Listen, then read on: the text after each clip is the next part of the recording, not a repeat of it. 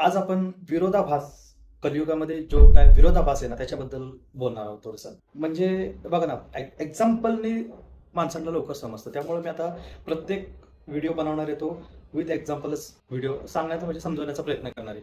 म्हणजे आता उदाहरण द्यायचं म्हटलं तर दूध आपल्या शरीरासाठी भरपूर पौष्टिक असतं. सगळे लहान लहान मुलापासून म्हाताऱ्या माणसांपर्यंत सगळीच दूध चांगलं असतं. ते आपल्या शरीरासाठी चांगलं आहे. आपल्याला तो रोज पिलं पाहिजे. आपल्याला गरज आहे. परंतु तो दूधवाला आपल्या घरी येऊन आपल्याला दूध देऊन जातो. त्याच्यामध्ये पण आपण चेक करतो. पाणी जास्त टाकतो. हा दूधवाला चांगला नाही, असं नाही. म्हणजे अशी गोष्ट आहे. आणि त्याच्या विरुद्धच बघा, सकाळी 9 वाजता वाईन शॉप ओपन होत असेल तर 8:30 पावणे 9 पासूनच माणसं तिथे लाईन लावून उभी असतात. ते हानिकारक आहे. ते पण लोकांना माहिती आहे. ते आणून देत नाहीत. ती बोलत नाहीत येऊन दारू प्या म्हणून. पण तरीही लोक तिकडे जाऊन हे करणार, दारू पिणार. असा विरोधाभास आहे.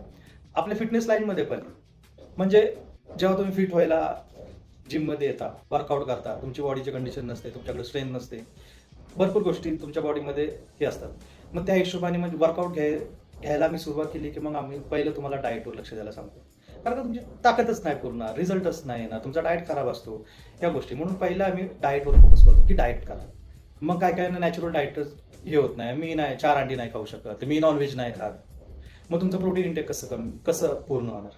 मग ह्या सिच्युएशनमध्ये मग आम्ही काही सप्लिमेंट, बेसिक सप्लिमेंट असतात, अगदी बेसिक सप्लिमेंट असतात, जे आम्ही सजेस्ट करतो, जे जनरल वर्कआउट न करणाऱ्या लोकांना पण सूट होतात. ज्या मसलसाठी तुम्हाला प्रोटीन घ्यावं लागेल, स्ट्रेंथसाठी क्रिएटिन वगैरे घ्यावं लागेल, किंवा काय जॉईंट्स वगैरे काय प्रॉब्लेम असतील तर मल्टीव्हिटॅमिन, फिश ऑइल, असं काय प्रत्येकाच्या बॉडीप्रमाणे आम्ही सजेस्ट करतो.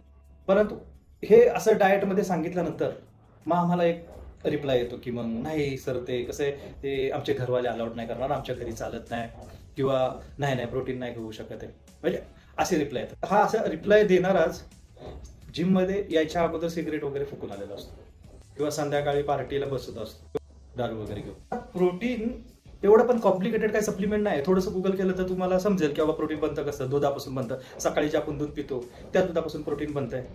नॉर्मल गुगल केलं तरी आपल्याला ते समजणार आहे. आणि हेच तुम्हाला घरच्यांना सांगायचं आहे की बाबा असं असं आहे, किंवा क्रिएटिननी किडनी खराब होते. ह्या नॉर्मल गोष्टी आहेत. नॉर्मल गुगल केलं तरी तुम्ही घरच्यांना सांगू शकता. आम्ही समजवतोच, आम्ही सांगतोच की असं असं आहे, असं असं नाही. म्हणजे ज्या गोष्टी तुमच्या हानिकारक आहेत शरीराला, तुम्ही दारू पिला तर तुमची किडनी खराब होणार आहे. पण तुमची किडनी कशाने खराब होते? क्रिएटिन. तुम्ही प्रोटीन खाल्लं तर तुमच्या घरी प्रॉब्लेम आहे. तुम्ही बाहेर सिगरेट फुकताय, संध्याकाळी पार्टी करता, हे घरच्यांना चालत असते. तर एवढा मोठा विरोधाभास आहे. बघा, विचार करा. आणि व्हिडिओला लाईक करा, कमेंट करा, आणि तुम्हाला माहिती आहे कोणाला शेअर करायचं. थँक्यू.